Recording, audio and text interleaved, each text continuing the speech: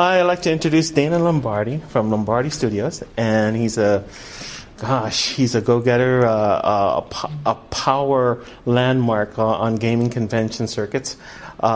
He's in this since 1972, and in publishing books, magazines, and games. Dana, take it away. Thank you very much, Paul. You want me to put that up right here? Oh, right here. Okay, right here. that's good. Yeah. All right. So,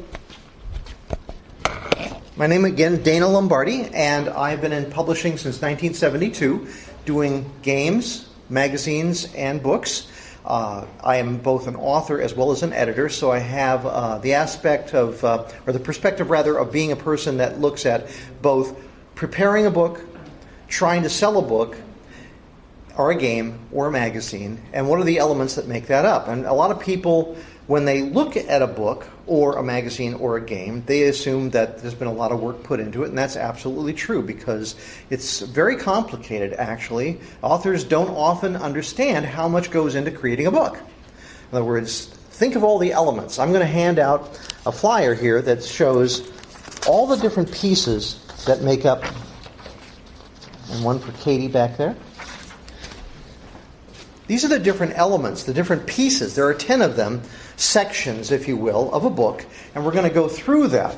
But the purpose of this talk today is how do you evaluate a history book? Not fiction, but nonfiction. In other words, something about history, because I love history, and I've always wondered, what do you do to put a book together? Besides writing, obviously, the pieces that make up the text and the contents.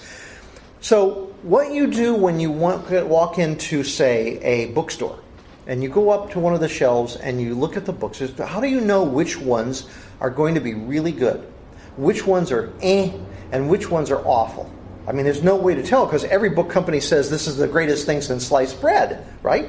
So how do you evaluate it? Well, what you do is you go backwards. You look at the book from the back forwards, okay? So the first thing you do is you look at the back cover. This is where most publishers talk about why this is the greatest book that's ever been written. Or it has endorsements, usually by your buddies who are other authors, right? And they say, oh yeah, I love Dana's work. It's just great. You should get this book. All right, well, that's not really very useful. Not if you're trying to truly evaluate whether you want to have this book or not. But some publishers actually use the back of the book for something more than the hype, which is what advertising on the back usually consists of. So here's one of the books that I put together called Grant Rising. It's about Ulysses S. Grant's career, his pre-war, before the Civil War, and up to 1862. And what this does is it says what's inside the book specifically without any hype. There's no one sitting here saying, this is the greatest thing I've ever seen. It just says, why is this book different? Why is this book special? It shows some of the samples, which are the maps that are inside the book. There are at least 60 maps inside this book, and they're in full color. And it shows some of the samples right here. So right off the bat, you can tell there's something different about this book from other books. And that approach is explained here. So that's the first step, is looking at the back. Let me advance the screen to the next one. Okay. We're not trying to read anything yet. We're just looking for what's inside.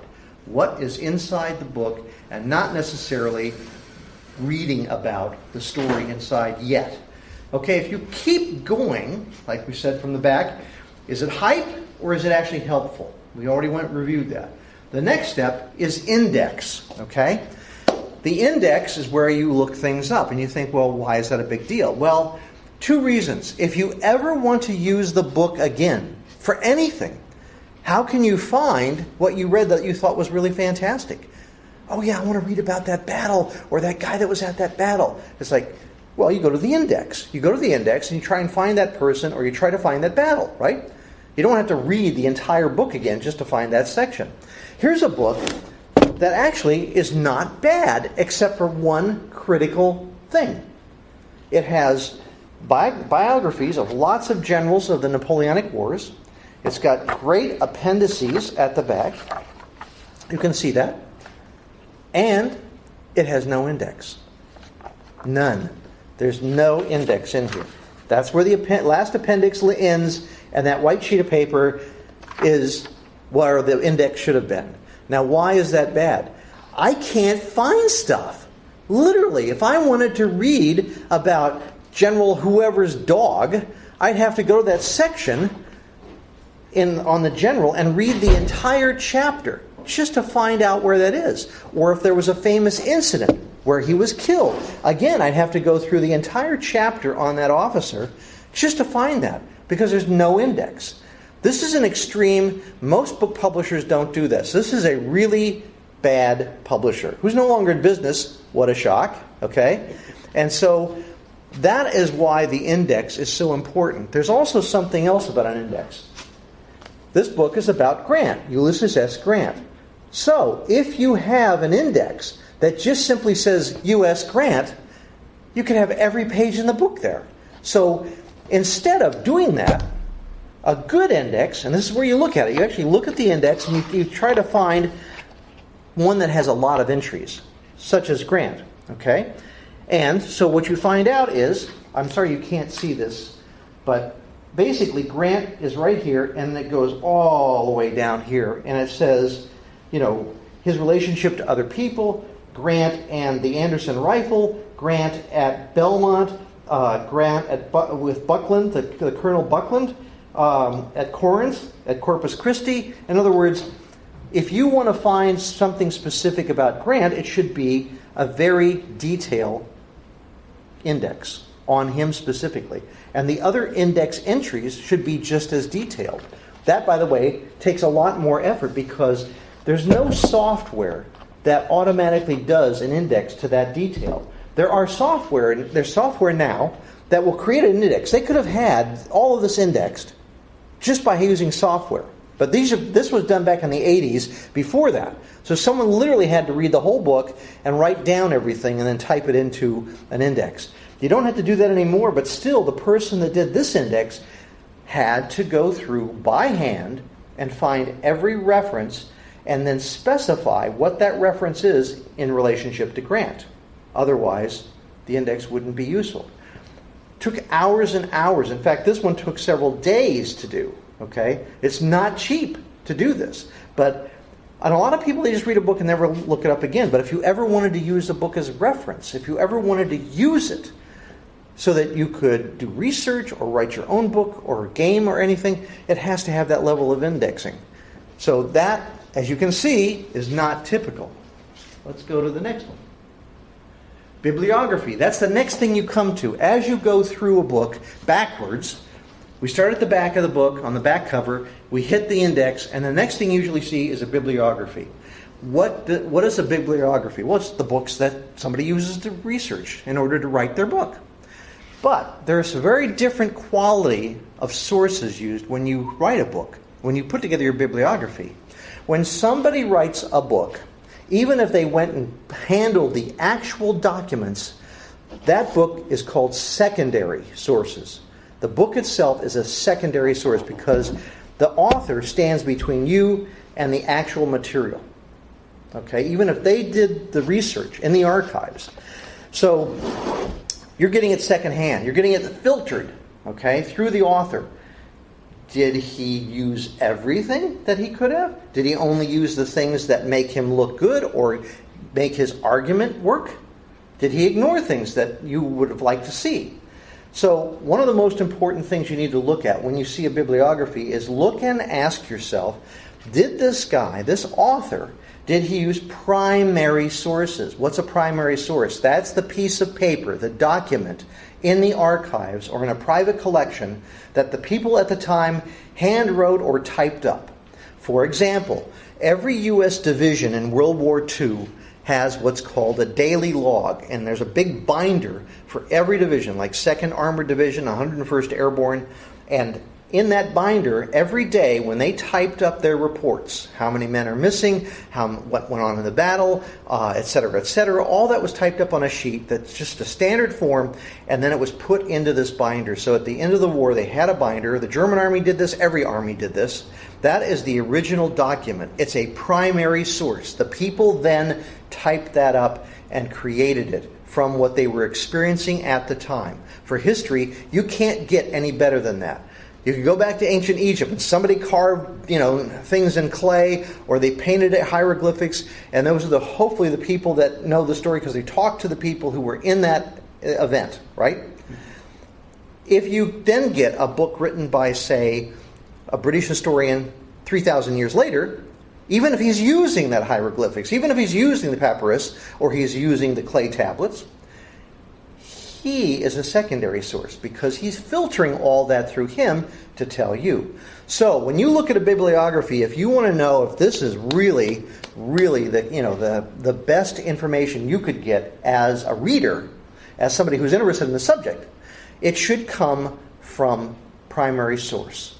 And if the bibliography does not say any primary sources, no archives, no collections, no unpublished notes or diaries, it's not going to be as good as if it did have those things.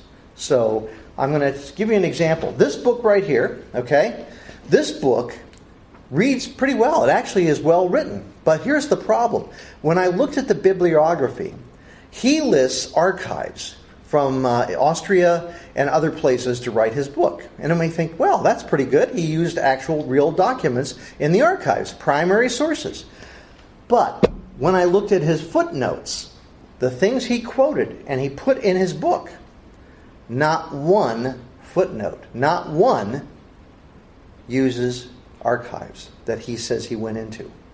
Now, why would you do that? Why would you go into an archive and then never quote one of those documents that you supposedly looked at as a footnote?